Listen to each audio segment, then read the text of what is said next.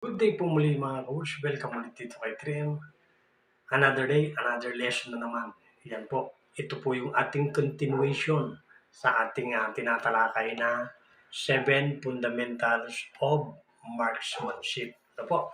So, sa mga baguhan po na gustong matuto, kumawak ng baril at pumutok, ay sundan nyo lang po yung ating mga video dito sa YouTube channel, TikTok at Facebook at hopefully po ay pag nakumpleto nyo po lahat ito, ang kulang na lang ninyo ay baril na lang.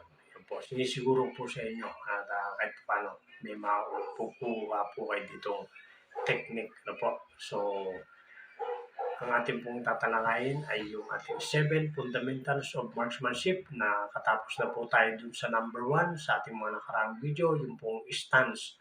Number 2 po ay yung tinatawag na grip or gripping. No? Ngayon naman po, yung ating number 3 ay yung sight alignment. No? Ano po yung sight alignment? Ito po yung ating pistol. Check natin, walang magazine. And then, check din po natin yung chamber. Wala pong load. So, safety po tayo. Now, ano po yung sight alignment? Yung sight alignment po, composition po yan ng rear sight. Yan po, makikita nyo. Yan po yung rear sight. Ito. Yan po yung rear sight. No? Tandaan nyo po rear sight. At ito naman yung front sight. Yan, front sight. Makikita nyo dyan yung forma ng front sight. Yan po. No? Rear sight, front sight. Yan, tandaan nyo po ang formation. So, naggawa po tayo rito ng ating materials na po. So, ito po yung ating rear sight. Yan, rear sight po. Ganyan na ganyan yung forma ng rear sight. At ito naman po yung ating front sight. Yan, front sight. Yan po. Ito po yung rear sight. Ngayon, pag pinagsama po natin yan,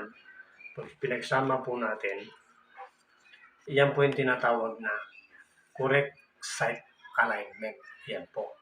Dapat po ganyan. Pag tinignan nyo po ang inyong rear sight at front sight, ganyan po. Kahit na yan ay tagilid nyo yung baril, laging ganyan po. Makikita nyo sa likod natin, meron tayong target. Ganyan po. Yan. So, ganyan lang po yan. Yan po ang correct sight alignment. Sight alignment. Composed of rear sight and front sight.